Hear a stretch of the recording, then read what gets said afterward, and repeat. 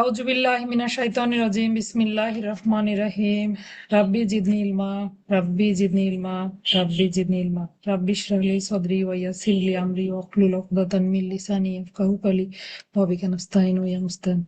আল্লাহ আমাদের স্মরণ শক্তি বহুগুণ বৃদ্ধি করে দেন, আমাদের মনের আশা পূরণ করেন, আমিন সুম্মা আমিন। আমাদের আজকে রাতের ক্লাসে আমরা সাইবার সুরক্ষা আইন পড়ছিলাম, তাই না? সাইবার সুরক্ষা আইন 2026 পড়েছি। একটা লেকচার হয়ে গেছে অলরেডি। আমরা গত ক্লাসে কি কি পড়েছিলাম? গত ক্লাসে দুই ধারার সংজ্ঞাগুলো নিয়েছি, এক ধারায় আইনের নাম দেয়া আছে, আইনের নামটাও একটু নিয়েছি। যেহেতু পরবর্তীতে অধ্যাদেশটা আইন হয়ে গেছে, আইনের নাম হবে সাইবার সুরক্ষা আইন। তাহলে এই আইনের নাম কি? সাইবার সুরক্ষা আইন 2026। আমরা এভাবে লিখবো বা এভাবে ব্যবহার করব। সংজ্ঞার মধ্যে দুই ধারায় কোন কোন সংজ্ঞাগুলো নিয়েছি, যেগুলো আপনারা গত ক্লাসে যারা ছিলেন না তারা একটু শুনে নেন। দুইয়ের খ নিয়েছিলাম। আচ্ছা, সংজ্ঞাগুলো যে পড়ালাম দুইয়ের খ বলেছি, কিন্তু এটা কিন্তু দুইয়ের একের খ হবে, এই কথাটা বলতে ভুলে গেছি। গতবার যখন পড়িয়েছিলাম তখন বলেছিলাম দুই ধারার কিন্তু দুইটা উপধারা, দুইয়ের এক দুইয়ের দুই, সংজ্ঞাগুলো সব দুইয়ের একের ভেতরে। হ্যাঁ, তাহলে ফৌজদারি কার্যবিধির সংজ্ঞা যেমন আমরা লিখি 4-এর 1, এরকম করে আমরা এই সংজ্ঞাগুলো লিখবো দুইয়ের একের খ। তাহলে সর্বপ্রথম সংজ্ঞা নিয়েছিলাম উপাত্ত ভান্ডার 2-এর 1-এর খ। ডিটেলস আর যাব না, যাদের সমস্যা আছে তারা একটু রেকর্ডিং শুনে নিবেন। 2-এর 1-এর খ উপাত্ত ভান্ডার পড়েছি। 2-এর 1-এর ও নিয়েছি পরে কম্পিউটার সিস্টেম। 2-এর 1-এর বর্গীয় জ সিআইআই বা ক্রিটিক্যাল ইনফরমেশন ইনফ্রাস্ট্রাকচার, গুরুত্বপূর্ণ তথ্য পরিকাঠামো। ঝয়ে পড়েছিলাম 2-এর 1-এর ঝ গ্লোবাল থ্রেট ইন্টেলিজেন্স। তারপরে 2-এর 1-এর ট নিয়েছি ইমার্জেন্সি রেসপন্স টিমটাও দেখবেন একটু, কম্পিউটার ইমার্জেন্সি রেসপন্স টিম। 2-এর 1-এর ইও। এরপরে 2-এর 1-এর ট জাতীয় সাইবার নিরাপত্তা অপারেশন সেন্টার। আমি দুঃখিত, একটু সময় অফ থাকবে।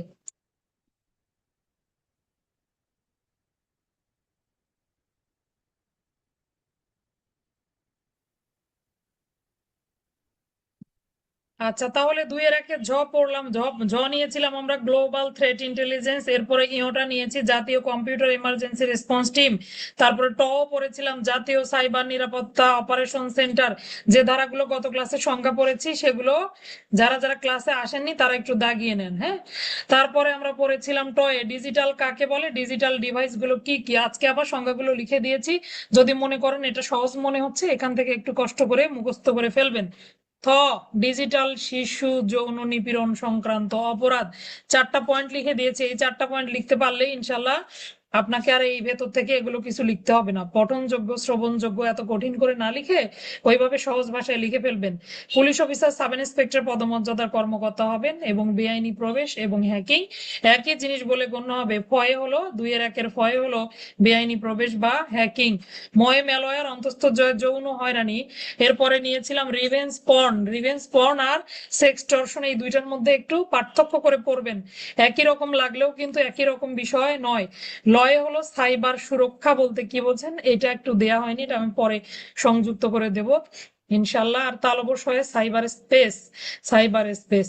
এরপরে দন্ত শটা একটু দেখে নিবেন, একবার একটু রিডিং করবেন, এর মধ্যে মনে থাকলে থাকবে, না থাকলে এত বেশি প্রয়োজন নেই। আমরা আজকে সরাসরি 8 ধারায় চলে যাব।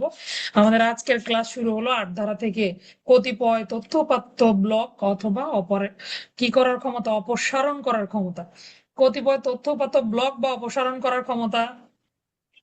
আচ্ছা, এই বিভিন্ন ধরনের ফেসবুক বা সোশ্যাল মিডিয়া ব্যবহার করে বা অন্যান্য যে ইন্টারনেট প্ল্যাটফর্ম গুলো ব্যবহার করে কি করা হয়, অনেক মানুষের অনেক ধরনের ছবি টবি এগুলো প্রকাশ করা হয়। এখন এই সমস্যাগুলো বেশি হচ্ছে, তাই না? তো এরকম যদি সমস্যার সৃষ্টি হয় তাহলে কি উপায় হবে? তখন এই কতিপয় কিছু কিছু তথ্য উপাত্ত অথবা আমরা যে পড়ে আসলাম যে জিনিসগুলো, এগুলো কি করা যাবে? অনেক সময় ব্লক বা অপসারণ, ভাষাটা আমার মুখেই আসছে না, ব্লক বা অপসারণ করা যাবে। আচ্ছা, ব্লক বা অপসারণ করার ক্ষমতাটা কার, এটা একটু আমরা দেখব। দেখেন, সরাসরি কিন্তু ক্ষমতা ওইভাবে কাকে দেওয়া হয়েছে, বিটিআরসি কে একটা ক্ষমতা দেওয়া হয়েছে। বিটিআরসি কি করতে পারবে? এই তথ্য উপাত্তগুলো ব্লক বা অপসারণ করে ফেলতে পারবে। আরেকটা হলো যেই প্রযুক্তি যে কোম্পানির হাতে নির্ভর, কিছু কিছু আলাদা প্রযুক্তি আছে না যেগুলো কোম্পানি নির্ভর, এই কোম্পানির লোকজন কি করতে পারবে? তারা এই তথ্য উপাত্তগুলো ব্লক বা অপসারণ করে ফেলতে পারবে। আচ্ছা, তাহলে আটের একটা দেখি একটু। প্রথমে আটের পাঁচটা উপধারা আছে, আমরা চারটা উপধারা নেব। প্রথম যে চারটা, এই চারটা আমরা নেব। প্রথমে বলেছে, যদি মহাপরিচালকের নিকটে, মহাপরিচালক বলতে আমরা দেখব পরে এই যে কম্পিউটার, এই যে জাতীয় সাইবার নিরাপত্তা যে অপারেশন সেন্টার আছে বা এজেন্সি থাকবে, এজেন্সিতে একজন কিন্তু মহাপরিচালক থাকবেন, এগুলো পরে আসতেছে।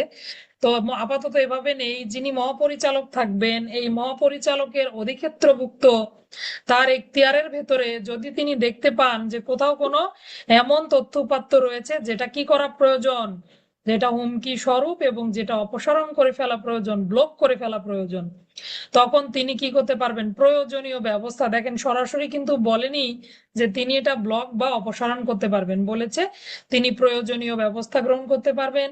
পাশাপাশি বিটিআরসি কে অনুরোধ করতে পারবেন। যারা ঢাকাতে চাকরি করেন তারা তো বিটিআরসি সামন দিয়ে অনেক সময় যাওয়া আসা করেছেন, আমি দেখেছি। BTRC Bangladesh telecommunication regulatory commission, এটা হলো বিটিআরসির ইংরেজি ফুল ফর্মটা। আর বাংলাটা হলো বাংলাদেশ টেলিযোগাযোগ নিয়ন্ত্রণ কমিশন। হ্যাঁ, তো বিটিআরসির নিয়ন্ত্রণাধীন যে নেটওয়ার্ক গুলো, যেগুলো বিভিন্ন ভাবে পরিচালিত হয়, এগুলো বিটিআরসি ব্লক করতে পারবে, অপসারণ করে ফেলতে পারবে। কে অনুরোধ করবে, কে প্রয়োজনীয় ব্যবস্থা নিবে? মহাপরিচালক প্রয়োজনীয় ব্যবস্থা নিবে।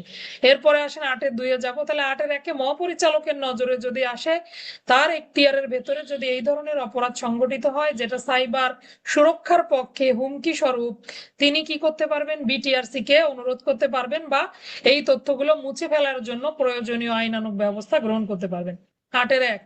এবার আসেন আটের দুই, যদি আইন শৃঙ্খলা রক্ষাকারী বাহিনী তাদের তদন্তের স্বার্থে বলেন, যে কোনো প্রয়োজনে বলেন, তারা যদি জানতে পারে যে কি কোথাও কোনো এমন তথ্য উপাত্ত রয়েছে বা এমন কোনো তথ্য ইন্টারনেটে ওয়েবসাইটে প্রকাশ করা হয়েছে যেটা রাষ্ট্রীয় অখণ্ডতা, নিরাপত্তা, সার্বভৌমত্ব, জনশৃঙ্খলা প্রতিরক্ষা এগুলোর জন্য ক্ষতি স্বরূপ, অথবা বিভিন্ন সাম্প্রদায়িক ঘৃণা সৃষ্টি করে, বিভিন্ন শ্রেণী সমূহের মধ্যে শত্রুতা বর্ধন করে, এই কাজগুলো কিসের মাধ্যমে, অনলাইনের মাধ্যমে করা হয়, অথবা অথবা এই কম্পিউটার নেটওয়ার্কের মাধ্যমে, এগুলো ব্যবহারের মাধ্যমে যদি করা হয়, এবং এই তথ্যপাত্রগুলো যদি মুছে ফেলার প্রয়োজন হয়, অপসারণ করার প্রয়োজন হয়, তখন আইন শৃঙ্খলা রক্ষাকারী বাহিনীর সদস্যগণ মহাপরিচালকের মাধ্যমে, তাহলে দেখেন, মহাপরিচালক সরাসরি বিটিআরসি কে অনুরোধ করেন, আইন শৃঙ্খলা বাহিনীর সদস্য একটু ঘুরিয়ে মহাপরিচালকের মাধ্যমে বিটিআরসি কে অনুরোধ জানাতে পারবেন।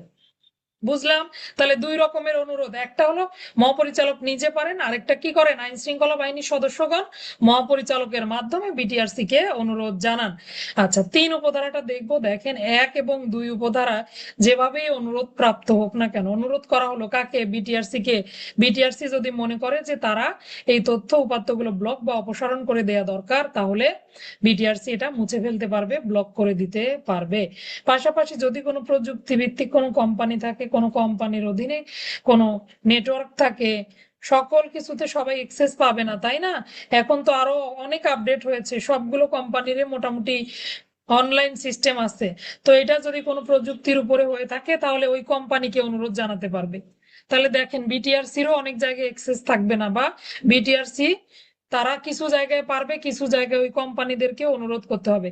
পাশাপাশি সরকারকে বিষয়টা জানাতে হবে, কেন আপনি এই তথ্যপাত্রগুলো ব্লক করতে চান, কি কারণে প্রয়োজন, এটা আবার সরকারকে জানাতে হবে। কোনো কন্টেন্ট বা কোনো তথ্য যদি কেউ ব্লক করে ফেলে, আবার যদি জনস্বার্থে এটা সবার সম্মুখে প্রকাশ করার প্রয়োজনীয়তা দেখা দেয়, সেই ক্ষেত্রে আবার কি করতে হবে, এই তথ্যপাত্রগুলো প্রকাশ করে দিতে হবে। তাহলে জনস্বার্থে যদি তথ্যপাত্রগুলো প্রকাশ করে দেয়া দরকার হয়, তখন আবার এই তথ্যপাত্রগুলো জনসম্মুখে নিয়ে আসতে হবে বা প্রকাশ করার ব্যবস্থা গ্রহণ করতে হবে। তাহলে এই দায়িত্বটা কার, তিনের যে কার্যক্রম, এটা কিন্তু বিটিআরসির কার্যক্রম। হ্যাঁ, বিটিআরসি এবং ওই প্রযুক্তি যে কোম্পানি নির্ভর, সেই কোম্পানির দায়িত্ব। তাহলে প্রথমে মহাপরিচালকের দায়িত্ব, এরপরে আইন শৃঙ্খলা রক্ষাকারী বাহিনী কি করবে, এরপরে দুই রকমের অনুরোধ পাওয়ার পর বিটিআরসি কি করবে, আটের তিনে বলা হলো বিটিআরসি কি করবে। এইবার আসেন, যেভাবেই অনুরোধ করা হোক না কেন, এই তথ্যপত্রগুলো ব্লক করা যাবে, স্থানান্তর করা যাবে, অপসারণ করা যাবে। হ্যাঁ, তবে একটা সময় রয়েছে, 3 দিনের মধ্যে আবার আদালতকে বা ট্রাইব্যুনালকে বিষয়টা অবগত করতে হবে। প্রথমে তো বলেছে সরকারকে জানাতে হবে, জনস্বার্থ সংশ্লিষ্ট হলে আবার কোনো তথ্যপাত্র ব্লক করা হলে সেটা অবশ্যই আদালতে একটা রিপোর্ট প্রেরণ করতে হবে। এই রিপোর্টের উপর ভিত্তি করে আদালত এই অনুমোদনটা, এই যে আপনি যে এই তথ্যটা ব্লক করতে চান এটার অনুমোদন গ্রহণযোগ্যতা দিবে। তাহলে আদালতকে অবগত করতে হবে, আদালত আবার কি করবে, অনুমোদন অনুমোদন দিয়ে দিবে আর কি, সোজা কথায়। আচ্ছা, এবার আসেন, যদি কোনো তথ্যপাত্র আদালত অনুমতি না দেয়, ওই 3 দিনের মধ্যে আপনি অনুমোদন নেওয়ার চেষ্টা করলেন কিন্তু নিতে পারলেন না, বা আদালত বললো যে না এটা আসলে ব্লক করা উচিত হয়নি, তখন কি করতে পারবে, আবার এটা এই তথ্যগুলো পুনরায় অবমুক্ত করা যাবে। এগুলো বিটিআরসির কার্যক্রমের মধ্যেই পড়ে। তাহলে এই 3 দিনের মধ্যে সংশ্লিষ্ট ট্রাইব্যুনালের নিকট থেকে একটা অনুমতি নিতে হবে। ট্রাইব্যুনাল অনুমতি দিলে ব্লকেই থাকবে, আর যদি অনুমতি না দেয় সেক্ষেত্রে বাধ্যতামূলকভাবে সেই তথ্যপাত্রগুলো পুনরায় অবমুক্ত করা যাবে। তাহলে ক্লিয়ার 4টা বিষয়। প্রথমে মহাপরিচালক নিজে কি করবেন, মহাপরিচালক যিনি থাকবেন এজেন্সি, তিনি নিজে এগুলো তথ্যপাত্র ব্লক করার জন্য ব্যবস্থা গ্রহণ করবেন, বিটিআরসি কে অনুরোধ জানাবেন। আচ্ছা, এরপরে আইন শৃঙ্খলা রক্ষাকারী বাহিনীর সদস্যদের তারা যদি দেখতে পান, তারা কি করবেন, মহাপরিচালকের মাধ্যমে বিটিআরসি কে অনুরোধ করবেন। যেভাবেই অনুরোধ করা হোক না কেন, বিটিআরসি এই তথ্যপাত্রগুলো ব্লক করতে পারবে, অথবা কোনো কোম্পানিকে অনুরোধ জানাতে পারবে। সরকারকে বিষয়টা অবগত করতে হবে, আদালতকে জানাতে হবে। 3 দিনের মধ্যে আপনি তথ্যপত্র যদি এমন হয় যে না দ্রুত এগুলো কি করা প্রয়োজন, ব্লক করা প্রয়োজন, দ্রুত ব্লক করে ফেললেন, কিন্তু তারপরেও কি করতে হবে, 3 দিনের মধ্যে কোর্টের একটা অনুমতি নেওয়ার চেষ্টা করতে হবে। তো ট্রাইব্যুনাল যদি অনুমোদন দিয়ে দিল তো ভালো, না হলে আবার এই ব্লক করা জিনিসটা অবমুক্ত করা হবে। আবার কোনো জিনিস যদি জনস্বার্থে জনসাধারণ দেখতে চাইতে পারে, জনসম্মুখে নিয়ে আসা প্রয়োজন হতে পারে, তখন আবার এগুলো প্রকাশ করে দেওয়াও যেতে পারে।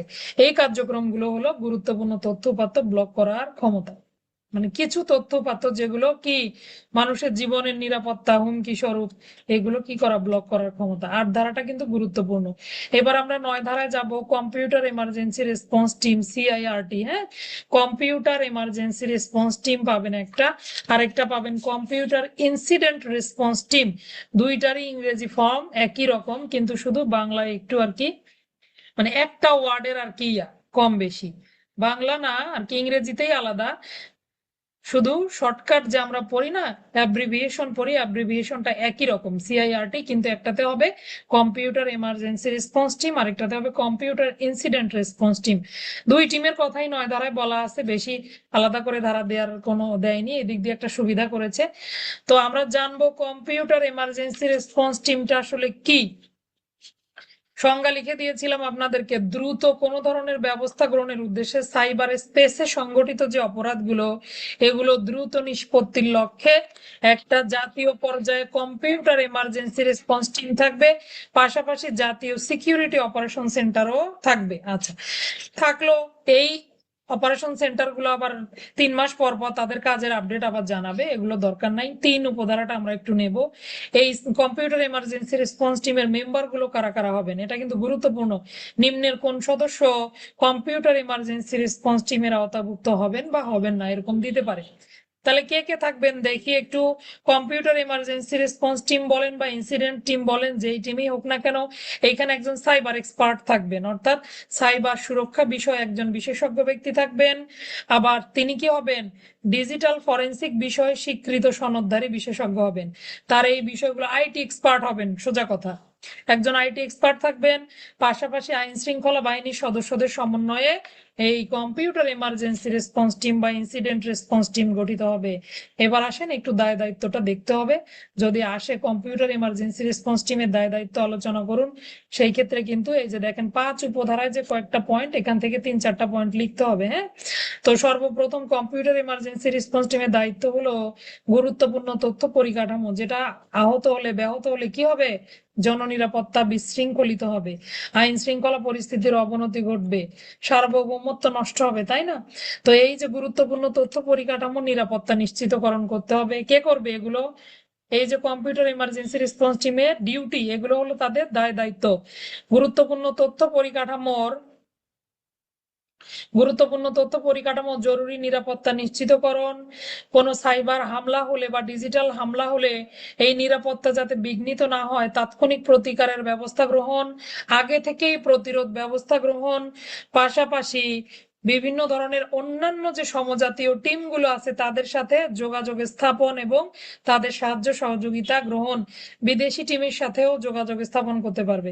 ধরেন আমাদের দেশে সাইবার সুরক্ষা ব্যবস্থা এখনো অতটা ডেভেলপ না করলেও বিদেশে তো ডেভেলপ করেছে, তাই না? তাদের সঙ্গে সমন্বয় সাধনের মাধ্যমে তারা কি করবেন, ব্যবস্থা, আইনানুগ ব্যবস্থা গ্রহণ করবেন। আর এরপরে দেখেন সাইবার সিকিউরিটি বা গ্লোবাল থ্রেট ইন্টেলিজেন্সের, এই ইন্টেলিজেন্সের বাইলেটারাল ও লগ আদান প্রদানের উদ্যোগ গ্রহণ। আচ্ছা, এই যে গ্লোবাল থ্রেট ইন্টেলিজেন্সের জন্য আমরা দেখেছি যেমন এআই থাকে, এইরকম কিন্তু একটা গ্লোবাল থ্রেট ইন্টেলিজেন্স থাকে যেটা কি করে, বিভিন্ন ধরনের এ পর্যন্ত বৈশ্বিক হামলাগুলো যে হয়েছে এগুলো তথ্যগুলো কি করা, সবগুলো তথ্য বিশ্লেষণ করে রিপোর্ট প্রস্তুত করা, প্রদান করা। এই কথাটাই এখানে বলেছে যে গ্লোবাল থ্রেট ইন্টেলিজেন্সের মাধ্যমে সকল তথ্যগুলো সুন্দর করে বিশ্লেষণ করে প্রতিরোধের ব্যবস্থা গ্রহণ করা। আচ্ছা, এরকম 4-5টা দিলেই আর কি হবে, বাকিগুলো আর লাগবে না, এগুলো পড়ার দরকার নেই, শুধু শুধু কষ্ট। এরপরে আমরা যাব 8 উপধারাটা একটু খেয়াল করেন। কম্পিউটারে ইনসিডেন্ট রেসপন্স টিমের যে দায়িত্ব, এগুলো আপনারা একবার রিডিং করলে এটা লিখতে পারবেন, তারপর আমি চেষ্টা করব সহজ ভাষায় লিখে দেওয়ার মতো। এখন আসেন, এই যে কম্পিউটার এমার্জেন্সি রেসপন্স টিম আর ইনসিডেন্ট রেসপন্স টিম যেটাই বলেন না কেন, দুইটার দায়িত্ব যদি একটার ভেতরে আরেকটা চলে যায় কোনো সমস্যা নাই, একই রকম কথা। শুধু কি ইনসিডেন্ট রেসপন্স টিমটাতে হলো সাইবার সংক্রান্ত যে হুমকি, যে দুর্বলতা বলেন বা অন্যান্য যে অপরাধগুলো হয় এগুলো তাৎক্ষণিক সহায়তা প্রদান করা হয়। পাশাপাশি তাদের এই নেটওয়ার্ক গুলো স্ক্যান করা, বিভিন্ন ধরনের পরীক্ষা করা, যাতে কি কোনো ধরনের বাহ্যিক কোনো শক্তি প্রভাব ফেলতে না পারে, এগুলো নিশ্চিত করা তাদের দায়িত্ব। একটু অপেক্ষাকৃত একটু গুরুতর বেশি, হ্যাঁ, ইনসিডেন্ট যাতে না ঘটে তার জন্য প্রতিরোধ ব্যবস্থা গ্রহণ। আচ্ছা, এখান থেকে পাঁচটা, 10টা পয়েন্ট পড়ে ফেলবেন। এই 10টা এমন করে পড়বেন যেন আর ভুলে না যান, তাহলে আসলে যেন লেখা যায়, হ্যাঁ। আর যদি এই 10টাই ভালো করে না পড়ে নড়বড়ে করে পড়ে রাখেন তাহলে 2টাও লিখতে পারবেন না, পরীক্ষার হলে ভুলে যাবেন।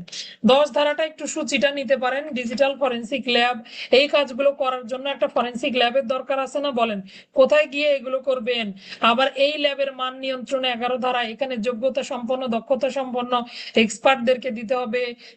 বিভিন্ন ধরনের ইকুইপমেন্টস গুলো এগুলো সাপ্লাই করতে হবে, কম্পিউটার থাকতে হবে, শক্তিশালী নেটওয়ার্ক থাকতে হবে, তাই না?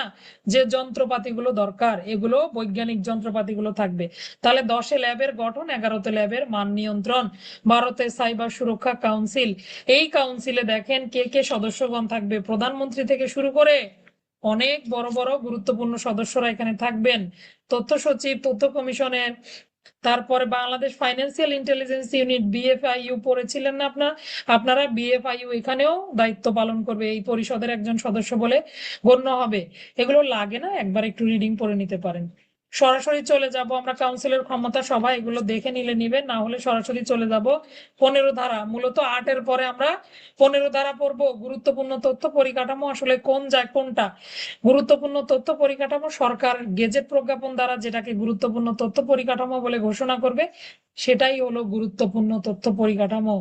দেখেন, কম্পিউটার সিস্টেম, কম্পিউটার নেটওয়ার্ক, এগুলোর কি কোনো আকাল আছে বলেন? অনেক আছে না এখন, মানে বিস্তারিত বলতে পারি, বিস্তীর্ণ একদম অনেক।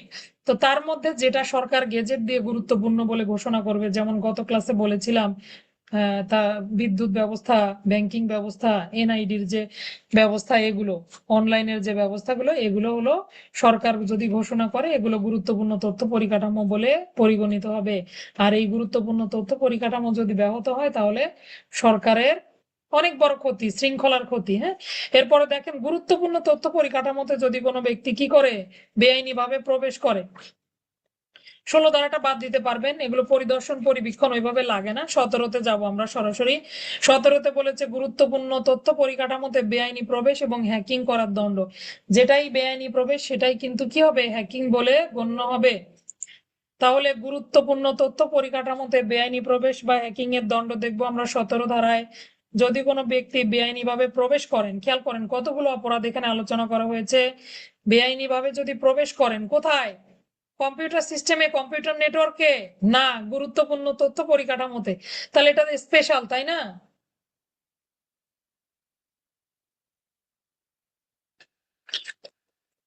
অর্থাৎ সরকার যেটা গেজেট প্রজ্ঞাপন দিয়ে গুরুত্বপূর্ণ তথ্য পরিকাঠামো বলে ঘোষণা করলো সেটাতে যদি কোনো ব্যক্তি বেআইনিভাবে প্রবেশ করে, হ্যাকিং করে, অন্য কোনো ব্যক্তির প্রবেশে যদি সহায়তা করে, তাহলে অন্য কোনো ব্যক্তির প্রবেশে যদি সহায়তা করে, কোনো ব্যক্তি নিজে যদি প্রবেশ করে, সবগুলো একটি কি হবে? অপরাধ বলে। আবার শুধু প্রবেশ না, পাশাপাশি ধ্বংস সাধন, পরিবর্তন, যতগুলো ভাষা আসে, চুরি, বিনাশ, তথ্যগুলোর চুরি করা, বিনাশ করা, ক্ষতি সাধন করা, বাতিল করা, পরিবর্তন করা। কি দেখা যাচ্ছে? এটা একটা ক্লাস হইলো, বিদ্যুৎও আসতেছে না। আচ্ছা, তাহলে বুঝতে পারলাম চুরি করা, বিনাশ করা, ক্ষতি সাধন করা, এগুলো যদি করে, সোর্স কোড পরিবর্তন করে ফেলতে পারে, এগুলো কাজে যদি সহায়তা করে, বেআইনি ভাবে প্রবেশ করে, অর্থাৎ হ্যাকিং এবং বেআইনি প্রবেশ দুটোই যদি একসাথে সংগঠিত হয়, তাহলে সংশ্লিষ্ট ব্যক্তি 17 ধারা মোতাবেক দণ্ডিত হবেন। এটা কোথায় প্রবেশ করলো? গুরুত্বপূর্ণ তথ্য পরিকাঠামোতে প্রবেশ করলো। বুঝি না আমি আপনাদের এগুলো ভাষা। তাহলে গুরুত্বপূর্ণ তথ্য পরিকাঠামোতে বেআইনি প্রবেশ এবং হ্যাকিং এর জন্য দণ্ড হলো 17 ধারা। বুঝতে পারলাম? এরপরে 18 ধারাটা দেখবো, কম্পিউটার। এবার আসেন, গুরুত্বপূর্ণ তথ্য পরিকাঠামো বাদ দিয়ে যদি কম্পিউটার অন্য কোনো কম্পিউটারে প্রবেশ করে, computer, computer system, digital device, এগুলোতে যদি কোনো ব্যক্তি বেআইনি ভাবে প্রবেশ করে, এই নেটওয়ার্ক গুলোর ক্ষতি সাধন করে, তাহলে প্রবেশ করলে দণ্ড। এগুলো বলেছে 18-এ অপরাধ। প্রথমে কিন্তু 1 ধারায় অপরাধ, 2 ধারায় কিন্তু দণ্ড। অনেক জায়গায় আপনারা পাবেন 3 ধারায়, আবার দ্বিতীয়বার যদি একই অপরাধ করে তখন দণ্ড। তাহলে 1-এ অপরাধ, 2-এ হলো দণ্ড। 18-1-এ হলো যদি কোনো ব্যক্তি কম্পিউটার সিস্টেম, ডিজিটাল ডিভাইস, এগুলোতে বেআইনি ভাবে প্রবেশ করে, অথবা সেখানকার কোনো হ্যাকিং করে, অথবা কোনো কি করে, তথ্য উপাত্ত নষ্ট করে, উপযোগিতা হ্রাস করে, কৃত্রিম বুদ্ধিমত্তার মাধ্যমে নতুন করে ডাটা এন্ট্রি করে, তাহলে সেগুলো অপরাধ বলে গণ্য হবে। 18-1, দণ্ড হবে কত? 18-2। এইবার আসেন, কম্পিউটার সিস্টেম, সাইবার স্পেসে ভৌত অবকাঠামোগত ক্ষতি সাধনের অপরাধ এবং তার দণ্ড। এইটা একটু 19 ধারাটা একটু আমরা ডিটেলস পড়বো। 19 ধারায় কি কি বলেছে, 19 ধারা একটু দেখি। যদি কোনো ব্যক্তি ক্ষতি সাধনের উদ্দেশ্যে, তাহলে কি করার উদ্দেশ্যে? ক্ষতি সাধনের উদ্দেশ্যে কম্পিউটার নেটওয়ার্ক, কম্পিউটার সিস্টেম, ওই একই কথাগুলো ঘুরে ঘুরে, তাহলে 5-6টা ভাষা যদি আপনি মুখস্থ করে ফেলেন, যে কোনো প্রশ্ন আসলে লিখতে পারবেন। এগুলোতে প্রবেশ করে ওই নেটওয়ার্কের তথ্য সংগ্রহ করেন বা উপাত্তের অনুলিপি সংগ্রহ করেন। তাহলে প্রথম কাজ কি করলো?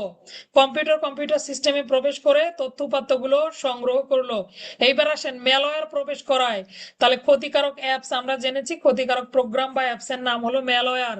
তাহলে ম্যালওয়্যার প্রবেশ করানোর মাধ্যমে কি করেন? ক্ষতি সাধন করেন বা ক্ষতি সাধন করার যদি চেষ্টা করেন, যে কোনো খারাপ সফটওয়্যার যদি প্রবেশ করিয়ে দেন। আচ্ছা, এরপরে এই যে উপাত্ত ভান্ডার রয়েছে, এগুলোর ক্ষতি সাধনের চেষ্টা করা।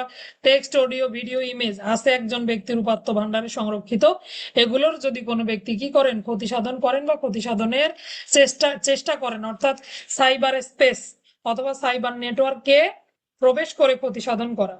তাহলে প্রথমে তথ্যপত্র চুরি করলো, নকল করে নিল, কপি করে নিল, এরপরে ম্যালওয়্যার প্রবেশ করালো, তারপরে কি করলো? সাইবার স্পেসে ঢুকে এখানকার তথ্যপত্রগুলোর ক্ষতি সাধন করলো বা উপযোগিতা হ্রাস করলো। যে কাজে ব্যবহার হতো সেই কাজে আর এখন ব্যবহার হয় না। এবার আসেন, আপনার কম্পিউটার আপনি প্রবেশ করতে পারছেন না, বাধা সৃষ্টি করলো। তাহলে যে ব্যক্তির আইনানুগভাবে বা বৈধভাবে প্রবেশের জন্য ক্ষমতাপ্রাপ্ত, সেই ব্যক্তির প্রবেশে যদি বাধা সৃষ্টি করে, এরপরে ক্ষতি সাধনের উদ্দেশ্যে যদি মুক্তিপণ, দেখেন এখানে বলেছে ইলেকট্রনিক ফিশিং মেইল প্রেরণ করা, অথবা র্যানসমওয়্যার মেইল বা সাইবার মুক্তিপণ প্রেরণ করা, যে এত টাকা দেন, না হলে কি করব? আপনার এই তথ্যপত্রগুলো প্রকাশ করে দেব, এরকম করে মুক্তিপণ দাবি করে বা টাকা পয়সা, অর্থ এগুলো দাবি করে। সাইবার মুক্তিপণ, সাইবার সিস্টেমে আপনার যেগুলো আটক রয়েছে মূল্যবান সম্পদ, এগুলোকে মুক্ত করে দেওয়ার উদ্দেশ্যে যে পণ বা টাকা দাবি করা হয়। ফিশিংটা একটু বলে নেই। ফিশিং, আমরা টোপ ফেলি না, বড়শি দিয়ে মাছ ধরি না? একইভাবে কিছু লিঙ্ক পাঠানো হয়, দেখবেন এত টাকা পুরস্কার, এত মেগাবাইট ফ্রি পাচ্ছেন, আপনি এই লিঙ্কে ক্লিক করুন। থাকে না? ভুলেও এগুলোতে ক্লিক দিয়েন না, এগুলো ফিশিং লিঙ্ক পাঠানো হয়। হ্যাঁ, তো মাছ যেভাবে ধরে টোপ দিয়ে, ওইভাবে মানুষকেও টোপ ফেলানো হয়। এই জন্য বলা হয় কি? ফিশিং বলা হয়। এই জন্য ভাষাটা এসেছে এখান থেকে আর কি, ফিশিং। তাহলে ক্ষতি সাধনের উদ্দেশ্যে ইচ্ছাকৃতভাবে কোনো প্রাপক বা গ্রাহকের অনুমতি ব্যতীত অযাচিতভাবে ইলেকট্রনিক ফিশিং মেইলগুলো প্রেরণ করা, অথবা সাইবার র্যানসম মানেই হলো মুক্তিপণ দাবি করা, র্যানসমওয়্যার মেইল সাইবার মুক্তিপণ দাবি করা। এরপরে আসেন কোন কম্পিউটার নেটওয়ার্ক এগুলো ব্যবহার করে এখানে একজনের হিসাব অন্য জনের খাতায় জমা করা। মনে করেন একই সাথে অনলাইনে অর্ডার করেছে কে, লিয়াকত ভাইয়া অনলাইনে অর্ডার করেছে একটা পানির পট, আমি একটা পানির পট অর্ডার করেছি, আমার হিসাব কি করলো, লিয়াকত ভাইয়ার ওখানে জমা করে দিল। তো এই কাজগুলো যদি কোনো ব্যক্তি করে সেটি অপরাধ বলে গণ্য হবে। 19, 2 হলো দণ্ড। তাহলে 19-এ কয় প্রকার অপরাধ দেখলাম? মোটামুটি 6 রকমের অপরাধ। প্রথমে ঢুকে তথ্য চুরি, একটু ওই জায়গাগুলো শুধু দাগিয়ে রাখেন, হাইলাইট করে রাখেন। তাহলে যে কোনো কম্পিউটার সিস্টেম ওই ভাষাগুলো লাগিয়ে দিয়ে দিবেন যদি কোনো ব্যক্তি প্রবেশ করে তথ্য চুরি করে অথবা অনুলিপি সংগ্রহ করে। 1, 2 নাম্বার ম্যালওয়্যার প্রবেশ করে, ক্ষতিকারক প্রোগ্রাম প্রবেশ করিয়ে দেয়, ক্ষতি করার চেষ্টা করে। এরপরে আসেন কম্পিউটার নেটওয়ার্কে বা সাইবার স্পেসে কোনো রক্ষিত প্রোগ্রামের ক্ষতি সাধন করে। তাহলে একটা হলো প্রোগ্রামের ক্ষতি সাধন, আর একটা ম্যালওয়্যার প্রবেশ করিয়ে পুরো কম্পিউটারের ক্ষতি সাধন। এরপরে আসেন যে ব্যক্তির আইনানুগভাবে প্রবেশের কথা ছিল তাকে বাধা সৃষ্টি করা। তাহলে ওইদিকে 3টা, এদিকে 3টা নেই। তথ্য অনুলিপি চুরি করা, অনুলিপি করা মানে কপি করে নেওয়া অথবা তথ্য চুরি করা, ম্যালওয়্যার প্রবেশ করানো অথবা কি করানো, কোনো প্রোগ্রামের ক্ষতি সাধন করা। এরপরে আসেন আইনানুগ প্রবেশে বাধা সৃষ্টি করা, মুক্তিপণ বা ইলেকট্রনিক ফিশিং মেইল প্রেরণ করা, একজনের চার্জ বা হিসাব অন্যের খাতায় গিয়ে জমা করা। এগুলো যদি কম্পিউটার সিস্টেম ডিজিটাল ডিভাইসের মাধ্যমে কোনো ব্যক্তি করে তিনি 19-এর 1 ধারা মোতাবেক অপরাধ করেছেন বলে গণ্য হবেন। 19-এ 2 দণ্ডের ব্যবস্থা রয়েছে। বুঝতে পারলাম? আবার একটু পিছনে যাব, কি কি পড়ে আসলাম আমরা। গুরুত্বপূর্ণ তথ্য পরিকাঠামো কাকে বলে? 15 ধারায় গুরুত্বপূর্ণ তথ্য পরিকাঠামো সরকার কর্তৃক ঘোষিত গেজেট প্রজ্ঞাপনের মাধ্যমে যে কম্পিউটার সিস্টেম নেটওয়ার্ক গুলোকে গুরুত্বপূর্ণ বলে ঘোষণা করা হবে সেগুলোকে গুরুত্বপূর্ণ তথ্য পরিকাঠামো বলে। এটা একটা আনুষ্ঠানিকভাবে পরিদর্শন পরিবীক্ষণ করতে হবে। 16 ধারায় বলেছে, 17 ধারায় এই গুরুত্বপূর্ণ তথ্য পরিকাঠামো যদি কেউ হ্যাক করে ফেলে অথবা বেআইনি প্রবেশ করে তাদের দণ্ড 17 ধারা। 18 ধারা অন্যান্য যে কম্পিউটার সিস্টেম থাকলো এগুলোতে যদি বেআইনি প্রবেশ করে হ্যাকিং করে তাদের দণ্ড 18 ধারা। এবার আসেন অন্যান্য যে ক্ষতি সাধন গুলো আছে, মনে করেন হ্যাকিং করেনি অন্য ক্ষতি সাধন করেছে। কিভাবে অন্য ক্ষতি? আপনার কম্পিউটারে ঢুকে আপনার গুরুত্বপূর্ণ ডাটা এগুলো কি করেছে, অফিসের যে স্ট্রাকচার এগুলো কপি করে নিয়ে গেছে, অথবা ম্যালওয়্যার প্রবেশ করিয়ে দিয়েছে, অথবা কোনো প্রোগ্রামের ক্ষতি সাধন করেছে, কোনো ব্যক্তির আইনানুগ প্রবেশে বাধা সৃষ্টি করেছে, মেইল পাঠিয়েছে, ফিশিং লিংক পাঠিয়েছে, অথবা কি করেছে একজনের হিসাব অন্যের চার্জে জমা করেছে। এই 6 রকমের অপরাধ সংগঠিত হলে 19-এর 1 ধারা মোতাবেক অপরাধ, 2 ধারায় দণ্ডের ব্যবস্থা। এইবার আসেন অনলাইন গ্যাম্বলিং, তাই না? কত জুয়া খেলার অপরাধ অনেক বেড়ে গেল। সাইবার সুরক্ষা অধ্যাদেশে মোটামুটি এক্সাক্ট কোনো ধারা পাওয়া যাচ্ছিল না। এই যে 20 ধারা, এখন আমরা কি লিখতে পারবো? অনলাইনে জুয়া খেলা অথবা সাইবার স্পেসে যে ইলেকট্রনিক জগৎ আছে সেখানে জুয়া খেলার অপরাধ এবং তার দণ্ড। খুবই গুরুত্বপূর্ণ ধারা, মোটামুটি সর্বাধিক ব্যবহৃত ধারা বলতে পারি, তাই না? এই ধারায় মামলা রুজু হয়। যদি কোনো ব্যক্তি সাইবার স্পেসে জুয়া খেলার নিমিত্তে কোনো পোর্টাল অথবা কোনো অ্যাপস বা কোনো ডিভাইস তৈরি করেন বা পরিচালনা করেন, এগুলো ব্যবহার করে জুয়া খেলায় অংশগ্রহণ করেন, জুয়া খেলার জন্য সহায়তা দেন, উৎসাহ প্রদান করেন, উৎসাহ প্রদানের জন্য বিজ্ঞাপনে অংশগ্রহণ করেন, প্রত্যক্ষ পরোক্ষভাবে এই বিজ্ঞাপনের জন্য সাহায্য সহযোগিতা করেন, তাহলে তিনি অপরাধ করেছেন বলে গণ্য হবেন। কেবলমাত্র কি নয়, আমাকে বিশ্বাস করুন, এই অ্যাপসে প্রবেশ করলে আপনি 30 মিনিটের মধ্যে এতগুলো টাকা আপনার অ্যাকাউন্টে জমা হবে, এটি কোনো ভুয়া অ্যাপস নয়। এই যে বিজ্ঞাপনগুলো দিলেও কিন্তু কি হবে, জুয়া খেলা বলে গণ্য হবে। বুঝতে পারলেন? এগুলোরও দণ্ডের ব্যবস্থা আছে, আছে কিনা? এত বিরক্ত লাগে, মানে কোনো একটা ভালো কিছু আপনি সার্চ করবেন, বই পড়বেন, কিছুই করা যায় না, এত বিজ্ঞাপন আসে। আরো বিশেষ করে এই অনলাইন জুয়ার বিজ্ঞাপনগুলো বেশি আসে। আচ্ছা, তাহলে দেখেন কি কি করলে জুয়া খেলার জন্য যদি কোনো নতুন কোনো পোর্টাল তৈরি করে, অ্যাপস অথবা কোনো ডিভাইস তৈরি করে, এগুলোর মাধ্যমে জুয়া খেলায় অংশগ্রহণ করে, সহায়তা করে, উৎসাহ প্ররোচনা বিজ্ঞাপন প্রদান করে, সকল কিছু জুয়া খেলার অপরাধ বলে গণ্য হবে। অনেকটা জুয়া আইনের মতো, তাই না? প্রকাশ্য জুয়া আইন 1867-তে যেমন যাই করেন না কেন অপরাধ বলে গণ্য হবে, অর্থ বিনিয়োগ বলেন, বাড়ি ভাড়া দেন, অনেকটা ওই রকম একইভাবে যদি সাইবার স্পেস ব্যবহার করে এই খেলাগুলো করা হয় সেক্ষেত্রে 20-এর 1 অপরাধ বলে গণ্য হবে, 20-এ 2 দণ্ডের ব্যবস্থা। আচ্ছা, 21 ধারা দেখবো জালিয়াতি, 22-এ প্রতারণা। মোটামুটি পেনাল কোডের উল্টো। হ্যাঁ, পেনাল কোডে আমরা আগে প্রতারণা পাই পরে জালিয়াতি পাই, সাইবারে উল্টো পাবেন, আগে জালিয়াতি পরে প্রতারণা। যদি কোনো ব্যক্তি সাইবার স্পেস ব্যবহার করে জালিয়াতি করেন তার এই কাজ একটি অপরাধ বলে গণ্য হবে। 21-এর 1, 21-এ 2 দণ্ড। এইবার আসেন সাইবার স্পেসে জালিয়াতি বলতে কি বোঝানো হয়েছে। সবাই অবশ্যই অবশ্যই ব্যাখ্যাটা পড়বেন, ব্যাখ্যার মাথার উপরে ট্রিপল স্টার দিয়ে রাখেন। সাইবার জালিয়াতি কাকে বলে, এরকম আসলো টিকা লিখুন, সাইবার স্পেসে জালিয়াতি। তাহলে কোনো ব্যক্তি তিনি সরাসরি হতে পারেন, অথবা এআই এর মাধ্যমে হতে পারেন, অথবা অন্য যে কোনো মাধ্যম যেভাবেই হোক না কেন এজেন্টের মাধ্যমে কাজ করতে পারবেন। তিনি যদি কি করেন, এই যে সাইবার স্পেস এগুলো ব্যবহার করে কোনো কম্পিউটার ডিজিটাল ডিভাইস এগুলো ব্যবহার করে কোনো ধরনের তথ্য ইনপুট করেন, প্রবেশ করান, আউটপুট করেন, বের করে নিয়ে আসেন, অথবা কম্পিউটারের অশুদ্ধ ডাটা বা প্রোগ্রাম অথবা কম্পিউটার সিস্টেম নেটওয়ার্ক পরিচালনার মাধ্যমে স্বাক্ষর সহ অথবা স্বাক্ষরবিহীন যদি নকল ডকুমেন্টস উৎপাদন করেন, তাহলে তিনি কি করেছেন, জালিয়াতি করেছেন বলে গণ্য হবেন। মোট কথা আমরা যে অ্যানালগ জালিয়াতি পড়েছি না, জাল দলিল তৈরি করা, মিথ্যা দলিল তৈরি করে ক্ষতি সাধন করা, এটাই আপনি অনলাইনের মাধ্যমে করলে সেটা জালিয়াতি বলে গণ্য হবে, সাইবার স্পেসের জালিয়াতি। কিন্তু এই ভাষাগুলোই দেওয়ার চেষ্টা করবেন, যেহেতু সংজ্ঞা আসলে আমরা এটাই লিখবো। তাহলে ব্যাখ্যায় কি বললো, সাইবার স্পেসের জালিয়াতি কাকে বলে, এই যে ডিজিটাল মাধ্যমগুলো ব্যবহার করে কোনো ব্যক্তি সরাসরিও করতে পারে, এআই এর মাধ্যমেও করতে পারে।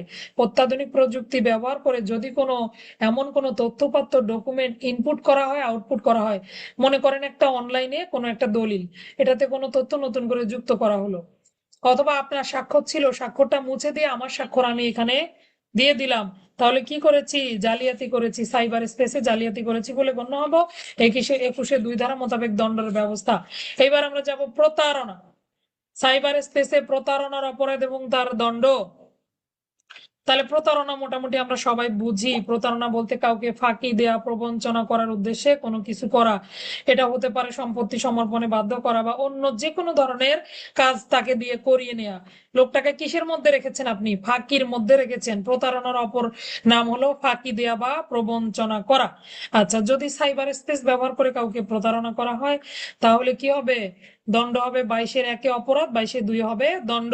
ব্যাখ্যাটা একটু দেখবো। সাইবার স্পেসে প্রতারণা বলতে কোনো ব্যক্তি ইচ্ছাকৃতভাবে জ্ঞাতসারে অথবা অপর কোনো ব্যক্তির অনুমতি ব্যতি রেখে কম্পিউটার সিস্টেম, ওই যে ওই, হ্যাঁ, এই মাধ্যমগুলো ব্যবহার করে কোনো সামাজিক যোগাযোগ মাধ্যমে ই কমার্সে হতে পারে, অনলাইনে বিজনেস আছে না, ব্যাংকিং ব্যবস্থা আছে না, তো এই যে ই কমার্সে অথবা সামাজিক যোগাযোগের কোনো তথ্য যদি মুছে ফেলে, তাহলে মনে করেন লিয়াকত ভাইয়া অনেকগুলো শেয়ার কিনে রেখেছে একটা গুরুত্বপূর্ণ কোম্পানির, আমি কি করলাম, এখানে প্রবেশ করলাম, প্রবেশ করে তার স্বাক্ষর টাক্ষর এগুলো কি করলাম, মুছে ফেলে নতুন করে ডকুমেন্ট তৈরি করলাম, কি হয়ে যাবে, ঘটনা জালিয়াতি হয়ে যাবে।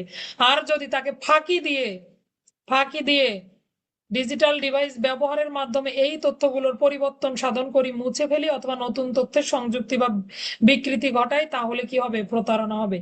একটাতে ফাঁকি থাকবে, আরেকটাতে হবে কি, আরেকটাতেও আপনি ফাঁকি দিবেন বা মানুষকে ঠকাবেন, এটাতে জাল দলিল তৈরি হবে। তাহলে একটাতে জাল দলিল তৈরি হয়, আরেকটাতে তথ্যপাত্র মুছে ফেলা হয়, অথবা কি করা হয়, উপযোগিতা হ্রাস করা হয়, নষ্ট করা হয়, অন্যের নাম ফাইল নিজের নামেও চালিয়ে দেওয়া হয়, আর্থিক সুবিধার চেষ্টা করা হয়। প্রতারণা জিনিসটা তো ভিন্ন, আমরা বুঝি না প্রতারণা জিনিসটা কি।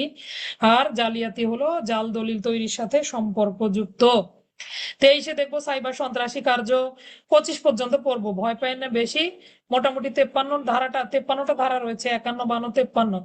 তাহলে 25টা করে পড়ে ফেললে আরেকটা ক্লাসে আমাদের ইনশাল্লাহ শেষ হয়ে যাবে।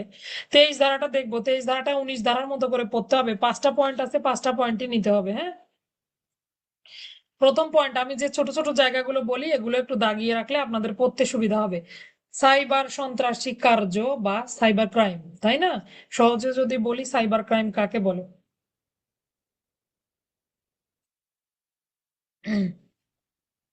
সাইবার সন্ত্রাসী কার্য অপরাধগুলো এবং সংগঠন এবং তার দণ্ড।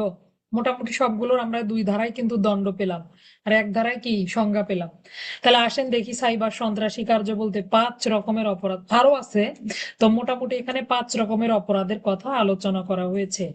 রাষ্ট্রীয় অখণ্ডতা, নিরাপত্তা, সার্বভৌমত্ব এগুলো বিপন্ন করার জন্য, জনসাধারণের জনমনে ভীতি সৃষ্টি করার জন্য, যদি কম্পিউটার নেটওয়ার্ক সৃষ্টি করে কোনো ব্যক্তির বৈধ প্রবেশে বাধা বা বেআইনিভাবে প্রবেশ করেন।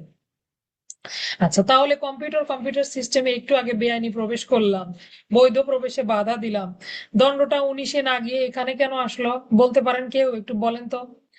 তো আমি বেআইনি ভাবে প্রবেশ করে ফেলছি, তা আমাকে হ্যাকিং এর দণ্ড দিবে, 19 ধারায় দণ্ড দিবে, 17 ধারায় দণ্ড দিবে, তাই না?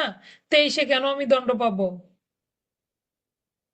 এটা দেখেন, এটা হলো পুরো রাষ্ট্র এখানে জড়িত, পুরো দেশ জড়িত, দেশের নিরাপত্তা শৃঙ্খলা। আর ওটা গুরুত্বপূর্ণ, 17 হলে গুরুত্বপূর্ণ তথ্য পরিকাঠামো, আর 19-এ হলো কোনো কম্পিউটার সিস্টেমের ক্ষতি সাধন। পার্থক্যগুলো বুঝে নেন, না হলে মনে করবেন একই কথা বারবার কেন বলা হলো। একই কথা বারবার বলেনি। একটা হলো জাতীয় পর্যায়ে, সমগ্র রাষ্ট্র এটার সাথে জড়িত, রাষ্ট্রীয় অখণ্ডতা, নিরাপত্তা, সার্বভৌমত্ব বিপন্ন করতে পারে, জনমনে ভীতি সৃষ্টি করতে পারে। এই দেখেন 2-3 দিন নেটওয়ার্ক ছিল না করোনাকালীন সময়, সবাই ভয় পেয়ে গেছে না? তো এরকম কোনো একটা অপরাধ সমগ্র দেশব্যাপী যেটা আলোড়ন সৃষ্টি করে ফেললো, এই ধরনের প্রবেশগুলো সরাসরি সাইবার সন্ত্রাসী কার্য বা সাইবার ক্রাইমের অন্তর্ভুক্ত হবে। বুঝতে পারলাম ঘটনা? ছোট্ট একটা কোম্পানির কম্পিউটার সিস্টেমে প্রবেশ করে ক্ষতি সাধন করেছেন, দণ্ড চলে যাবে 19 ধারা, 18 ধারা। প্রবেশের দণ্ড 18 ধারা, আর ক্ষতি সাধনের দণ্ড হলে 19 ধারা। আর যদি এটাই রাষ্ট্রীয় ভাবে হয়, গ্লোবালি হয়, তখন এগুলো হবে সাইবার ক্রাইম বা সাইবার সন্ত্রাসী কার্য।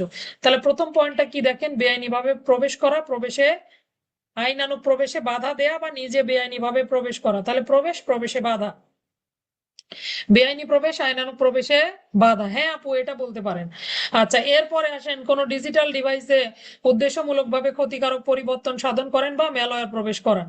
তাহলে এগুলো কি আন্তর্জাতিক পর্যায়ে বা রাষ্ট্রীয় পর্যায়ে বলতে পারি। পরিবর্তন সাধন, ম্যালওয়্যার প্রবেশ করানো হলো এমন ভাবে কম্পিউটার ব্লাস্ট হয়ে গেল, এলাকার লোকজন সব গুরুতরভাবে আহত হলো।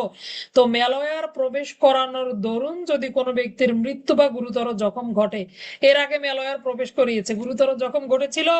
ঘটেনি। এইবার সাইবার ক্রাইমে কিন্তু গুরুতর জখম সম্পন্ন হয়েছে, দেখেন। তাহলে কোনো ব্যক্তি এমন করে উদ্দেশ্যমূলক ভাবে ক্ষতিকর পরিবর্তন সাধন করে, যার ফলে আপনারা কিছু মুভি হয় এই যে ইয়ার উপরে, আপনারা দেখেছেন কিনা, যদিও মুভি দেখা উচিত না। তা আমি আবার একটু মুভি দেখি, খুব আমার পছন্দ, কিছু কিছু মুভি আমি দেখি, এটা বদ অভ্যাস আমার। তো দেখবেন কার্টুন একগুলো কথা বলে, কার্টুনের মাধ্যমে কথা বলে, ভয়েসটা একদম চেঞ্জ করে, কার্টুন কিছুক্ষণ ঘোরাঘুরি করে, লাফালাফি করে, এরপরে কার্টুনটা সংকেত দেয় যে একটু পরে কম্পিউটারটা ব্লাস্ট হয়ে যায়। তো যদি পাই আমি ওই ক্লিপটা শেয়ার করে ফেলবো এখন আপনাদেরকে। তো এগুলো কিন্তু ম্যালওয়্যার প্রবেশের মাধ্যমে কি করা, কোনো ব্যক্তির মৃত্যু ঘটা। আপনার মনে হতে পারে যে একটা প্রোগ্রাম কি করে মানুষের মৃত্যু ঘটাতে পারে, জখম ঘটাতে পারে। এগুলো কিন্তু এমন ভাবে হ্যাকিং করা যায় যাতে করে, এগুলো তো সব ইলেকট্রনিক ডিভাইস, তাই না? এগুলো ব্লাস্ট হয়ে যেতে পারে, প্রত্যেকটা এক একটা জ্বলন্ত বোম। হ্যাঁ, এই জন্য এগুলো ব্যবহারে সাবধানতা। আলহামদুলিল্লাহ বিদ্যুৎ এসে গেছে। হ্যাঁ, তাহলে বুঝতে পারলাম, গুরুতর জখম ঘটায় বা মৃত্যু ঘটিয়ে ফেলে, গুরুতর জখম বা যদি মৃত্যু ঘটিয়ে ফেলে তখন দণ্ড চলে যাবে 23 ধারায়, তখন আর 19 বা 18 ধারা, 17 ধারা ব্যবহারের সুযোগ নাই। এরপরের অপরাধটা দেখবো আমরা, বেশি লম্বা হয়ে গেল ক্লাসটা। যদি কোনো ব্যক্তি কম্পিউটার সিস্টেম বা এই সার্ভারের আক্রমণে নিত্য প্রয়োজনীয় সেবা, একটু আগে দেখলাম একজনের চার্জ আরেকজনের খাতায় জমা করা, একইভাবে কাছাকাছি এই সার্ভারগুলো ব্যবহার করে যদি কি করে, নিত্য প্রয়োজনীয় যে দ্রব্য এগুলোর ব্যবস্থার ব্যাঘাত ঘটানো। মনে করেন আপনি বিদ্যুতের বিল সব সময় কি করেন, অনলাইনে পে করেন, কিন্তু এবার কোনোভাবেই আপনি এগুলো পাচ্ছেন না, অথবা এমন ভাবে আক্রান্ত হয়েছে কেউ এগুলো বিদ্যুৎ বিল জমা করতে পারতেছে না, গ্যাস বিল দিতে পারতেছে না, এই যে নিত্য প্রয়োজনীয় সেবাগুলো এগুলোর যদি ক্ষতি সাধন করে, তাহলে প্রথমে দেখেন আইনানুগ ভাবে প্রবেশে বাধা অথবা বেআইনি ভাবে প্রবেশ করা, একটা পয়েন্ট। 2 নম্বর পয়েন্ট হলো ম্যালওয়্যার প্রবেশ করানো, ম্যালওয়্যার প্রবেশের মাধ্যমে মৃত্যু বা গুরুতর জখম ঘটানো, 2 নম্বর পয়েন্ট। 3 নম্বরে লিখে রাখেন নিত্য প্রয়োজনীয় দ্রব্য বা সেবার ক্ষতি সাধন করা, নিত্য প্রয়োজনীয় দ্রব্য বা সেবা যাতে ক্ষতিগ্রস্ত হয় এইটার ক্ষতি সাধন করা, অথবা গুরুত্বপূর্ণ তথ্য পরিকাঠামোর উপরে প্রভাব ফেলতে পারে এই ধরনের কোনো বিরূপ প্রভাব ফেলতে পারে এই ধরনের কাজ ইচ্ছাকৃতভাবে করা। আচ্ছা, এরপরে আসেন বাংলাদেশের সাথে বিদেশি রাষ্ট্রের বন্ধুত্বপূর্ণ সম্পর্ক নষ্ট করা। শুধু এইটুকু লিখে লিখে নেন তাহলেই হবে। আর ওতে বলেছে যদি কোনো ব্যক্তি প্রতারণা করার উদ্দেশ্যে নিজের পরিচয় গোপন করে অপর কোনো ব্যক্তির পরিচয় ধারণ করে, পরিচয় প্রতারণার আলাদা একটা ধারা ছিল। হ্যাঁ, তো এটা আবার সাইবার সন্ত্রাসী কার্যের মধ্যে তারা দিয়ে দিয়েছে ভেতরে। তাহলে কারো জাতীয় পরিচয়পত্র ব্যবহার করে যদি এই সুযোগ সুবিধাগুলো নেওয়া হয়, তখন দণ্ডের ব্যবস্থা চলে যাবে 23 ধারায়, সাইবার সন্ত্রাসী কার্য বলে গণ্য হবে। পাশাপাশি 23-এর 2-এ সংশ্লিষ্ট ব্যক্তি দণ্ডিত হবেন, এই দণ্ডটা আমরা পড়বো অনধিক 10 বছর পর্যন্ত কারাদণ্ড বা 1 কোটি টাকা অর্থদণ্ড, উভয় দণ্ডে দণ্ডিত হবেন। সাইবার ক্রাইমের দণ্ডটা একটু পড়ে ফেলবেন। হ্যাঁ, এটা গুরুত্বপূর্ণ দণ্ড। তাহলে বুঝতে পারলাম আমরা কি কি হবে। মনে করেন হাসপাতালের একটা লাইফ সাপোর্ট দেয়া আছে, এটা বন্ধ করে ফেললো, তাহলে কি আপনি ম্যালওয়্যারের মাধ্যমে মানুষকে মেরে ফেললেন না? বহু উপায় আছে। এই মুহূর্তে হয়তো আপনাদের চিন্তা করতে একটু কষ্ট হচ্ছে, কিন্তু বহু বহু উপায় আছে। হ্যাঁ, তাহলে এইরকম 5 রকমের অপরাধ: প্রথমে আইনানুগ প্রবেশ, প্রবেশে বাধা, ম্যালওয়্যার প্রবেশ করিয়ে মৃত্যু বা গুরুতর জখম ঘটানো, পরিবর্তন ঘটানো, নিত্য প্রয়োজনীয় দ্রব্য বা সেবা ব্যবস্থাকে ব্যাহত করা। তারপরে বাংলাদেশের সাথে বিদেশি রাষ্ট্রগুলোর বন্ধুত্বপূর্ণ সম্পর্ক নষ্ট করে ফেলা, অন্য কোনো ব্যক্তির পরিচয় ছদ্মবেশ ধারণ করে তার সাথে প্রতারণা বা এই অপরাধগুলো সংগঠন করা। ঘয়ের যে অপরাধগুলো হয়েছে এগুলো সংগঠন করা। আচ্ছা, অপরাধ হবে 23-1, দণ্ড হবে 23-2। 24-এ যাবো আইনানুগ কর্তৃত্ব বহির্ভূত ই ট্রানজেকশনের দণ্ড। ই ট্রানজেকশন কথাটার ফুল ফর্ম হলো ইলেকট্রনিক ট্রানজেকশন। সাধারণত টাকা পয়সার যে লেনদেনগুলো অনলাইনে অনুষ্ঠিত হয় সেগুলোকে বলা হয় ই ট্রানজেকশন। বুঝতে পারলাম ঘটনা? তাহলে ই ট্রানজেকশন কি? যে কোনো ব্যাংক, বীমা বা আর্থিক প্রতিষ্ঠান, মোবাইল ফাইন্যান্সিং এসেছে, বিকাশ, নগদ, তাই না? এগুলো যে কি করা হয়, এগুলো ডিজিটাল মাধ্যমগুলো ব্যবহার করে যে টাকা পয়সার লেনদেন করা হয় এটাকে বলে ই ট্রানজেকশন। এবার আসেন আইনানুগ কর্তৃত্ব বহির্ভূত ই ট্রানজেকশন কাকে বলে? যদি কোনো ব্যক্তি কোনো ব্যাংক, বীমা অথবা অন্য কোনো আর্থিক প্রতিষ্ঠান বা মোবাইল সেবা প্রদান করে এই ধরনের আর্থিক প্রতিষ্ঠানের মাধ্যমগুলো ব্যবহার করে কর্তৃত্ব বহির্ভূত ই ট্রানজেকশন করে ফেলে। আমি যে কোনো একটা সফটওয়্যারে প্রবেশ করলাম, অথবা যে কোনো ব্যক্তির ব্যাংক অ্যাকাউন্ট থেকে কি করলাম, টাকা অন্য ব্যাংকে ট্রান্সফার করে ফেললাম। এগুলো হলো আইনানুগ কর্তৃত্ব। আমি ম্যানেজার, আমাকে দায়িত্ব দিয়েছে, কি করে ফেললাম, আমি ট্রানজেকশন করে ফেললাম। তাহলে যিনি মালিক তার কোনো অনুমতি তোয়াক্কা করলাম না। আইনানুগ কর্তৃত্ব বহির্ভূত টাকা পয়সার লেনদেন যদি অনলাইনে ঘটে যায় সেটার অপরাধ হবে 24-1, দণ্ড হবে 24-2।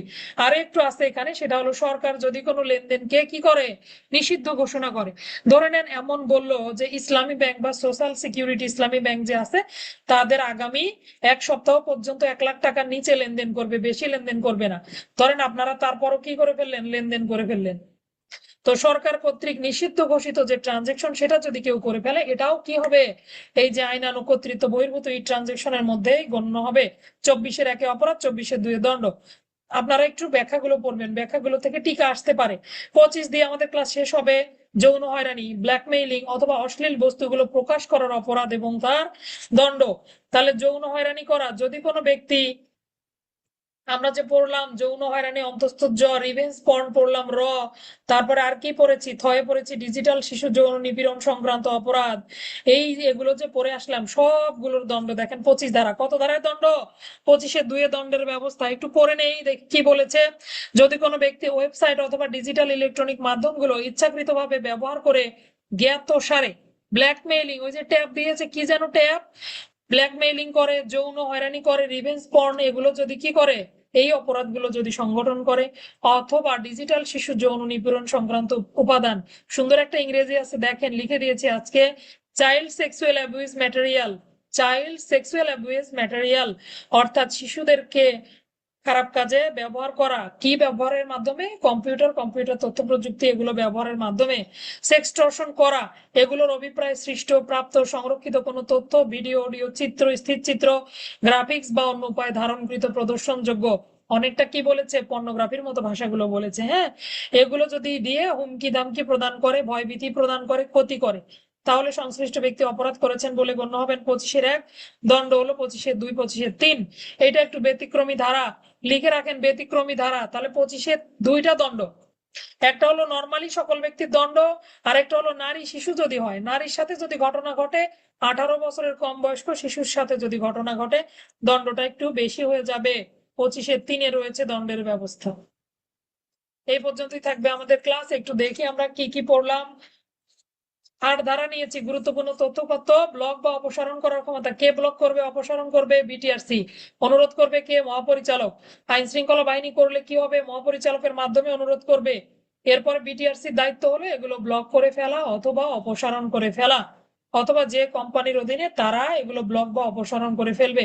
সরকারকে জানাতে হবে, 3 দিনের মধ্যে ব্লক করে ফেলতে পারবেন, মানে সাথে সাথে ব্লক করতে পারবেন। 3 দিনের মধ্যে আদালতের আদেশ নিতে হবে। আদালত আদেশ না হলে বাধ্যতামূলক আবার এগুলো অবমুক্ত করে দিতে হবে। এই ছিল 8। 9 লেয়ার, 10-এ দুঃখিত, 9 হলো কম্পিউটার ইমার্জেন্সি রেসপন্স টিমের দায় দায়িত্ব, ইনসিডেন্ট রেসপন্স টিমের দায় দায়িত্ব। 10-এ হলো ল্যাব, 11-তে ল্যাবের মান নিয়ন্ত্রণ। সরাসরি চলে যাব 17 ধারা গুরুত্বপূর্ণ তথ্য পরিকাঠামোতে বেআইনি প্রবেশ, হ্যাকিং করার দণ্ড। 18-তে বলেছে কম্পিউটার সিস্টেমে বেআইনি প্রবেশ করার দণ্ড, প্রবেশ এবং তার দণ্ড, প্রবেশ করেন পাশাপাশি চুরি করে তথ্যগুলো ক্ষতি সাধন বিনাশ করে তারও দণ্ড।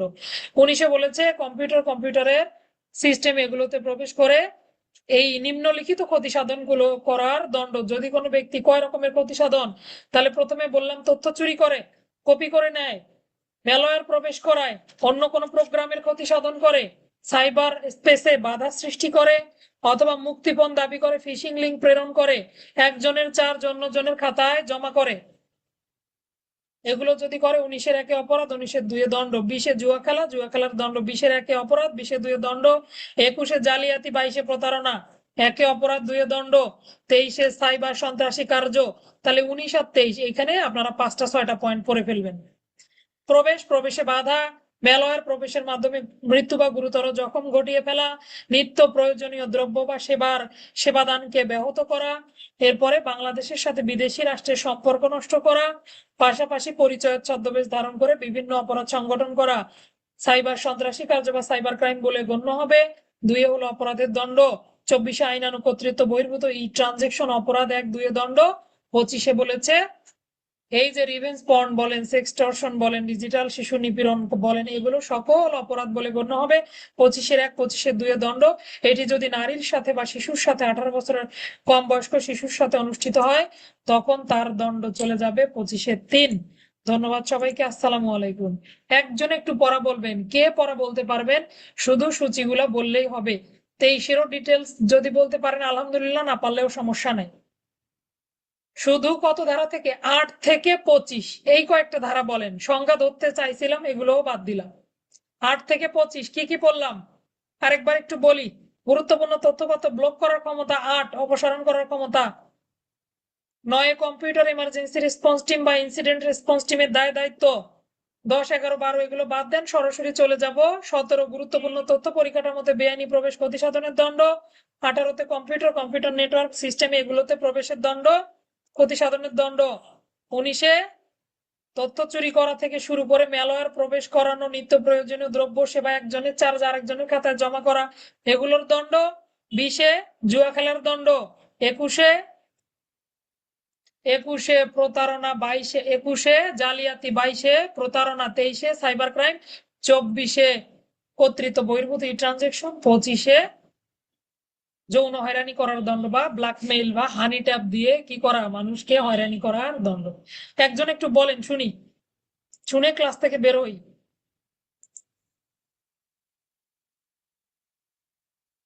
হ্যাঁ আব্দুল সালাম ভাইয়া পড়া বলেন।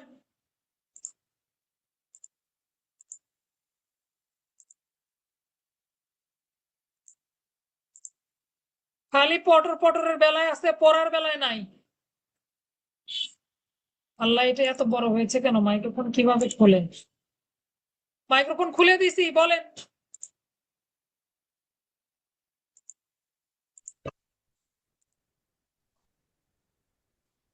যে যে যে হুজুর না শুনতে চাইনি, বলছি যে 8 থেকে 25 পর্যন্ত বলেন। হ্যাঁ, আমার ব্যাটসম্যান নাসরিন কোথায়? নাসরিন বলো। রুমাদি, রুমাদি বলেন। আসমা আপু, জাকির ভাইয়া পড়া বলেন। জাকির ভাইয়া, এগুলো সব দুষ্ট দুষ্ট। আসসালামু আলাইকুম। ওয়ালাইকুম আসসালাম। চেষ্টা করেন, আমি তো আছি, আমি বলে দেবো না? আমি আছি, বই আছে সামনে। যে 8 দ্বারা হচ্ছে অপসারণ ও ব্লক করার ক্ষমতা, 9 হচ্ছে এমার্জেন্সি রেসপন্স টিম, আর 10 হচ্ছে ডিজিটাল ফরেনসিক ল্যাব। হুম। একবার 15-তে হচ্ছে গুরুত্বপূর্ণ তথ্য পরিকাঠামোতে প্রবেশ এর দ্বন্দ্ব, হচ্ছে পরিকাঠামোতে হলো না। 15-তে পরিদর্শন। গুরুত্বপূর্ণ তথ্য পরিকাঠামো কাকে বলে? 17 থেকে দণ্ড শুরু 16-তে হয়েছে, 17 থেকে। 17 হচ্ছে পরিকাঠামোতে বেআইনি প্রবেশ, হ্যাকিং এর দ্বন্দ্ব। হুম 18 হচ্ছে কম্পিউটার সিস্টেম বা হ্যাকিং এর বেআইনি ভাবে প্রবেশের দ্বন্দ্ব। হুম 19 হচ্ছে সিস্টেমের ক্ষতি করার দ্বন্দ্ব। ক্ষতি, হ্যাঁ, ক্ষতি সাধনের দণ্ড। ক্ষতি আর 20-এ হচ্ছে সাইবার প্রেসে জুয়া খেলার দ্বন্দ্ব। হুম। 21 ডিজিটাল জালিয়াতি। 22 রাইট। হচ্ছে ডিজিটাল প্রতারণা। খুব সুন্দর বলছেন, 23 হ্যাঁ। হচ্ছে সাইবার সাইবার সন্ত্রাসী কার্য। 23। হুম আর 24 হচ্ছে অবৈধ ট্রানজেকশন, হুম হুম ট্রানজেকশন যেটা বল। হুম আর হুম। 25 হচ্ছে 25-এ কি বললেন? 25-এ ব্ল্যাকমেইল করা, রিভেঞ্জ পর্ন, এগুলো দেওয়া। তো যৌন ভাই হয়রানি। হ্যাঁ, যৌন হয়রানির দণ্ড, রিভেঞ্জ পর্ন। মোট কথা যেই সংখ্যাগুলো পড়ে আসছি আমরা, পচা পচা সংখ্যাগুলো সবগুলোর অপরাধের দণ্ড। 25 ধারা, 25-এর 1, 25-এর 1-এ অপরাধ, 2, 3-এ হলো দণ্ড। এই পর্যন্তই থাকবে। ধন্যবাদ সবাইকে। আসসালামু আলাইকুম।